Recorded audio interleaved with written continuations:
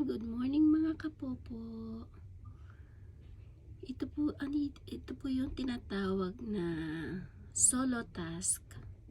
So, bali po magso-solo task kayo 1 oras. Kung di naman po kayo busy, gawin nyo na pong 2 oras. Tapusin nyo na po yung 2 oras kung wala po kayong gagawin. Bali po dito may mga bawal. Ang bawal po ay wala kayo sa camera. At syempre, bawal nakatagilid, yung hindi makikita ang muka.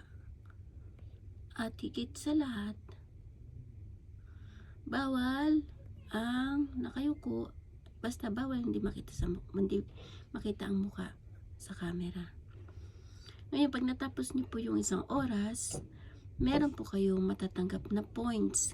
Kung magkano po yung points na nandoon sa inyong task, yun ang marireceive nyo po. Kung 2 oras nyo naman po natapos, 2 rin ang marireceive nyo. So, ganito po ang task. Everyday may task tayo na solo live, daily live. Ito po, sarili nyo lang ang papanoorin nyo. Walang manonood. Unless na merong manood, yun. Siyempre, kausapin nyo po. Yan po.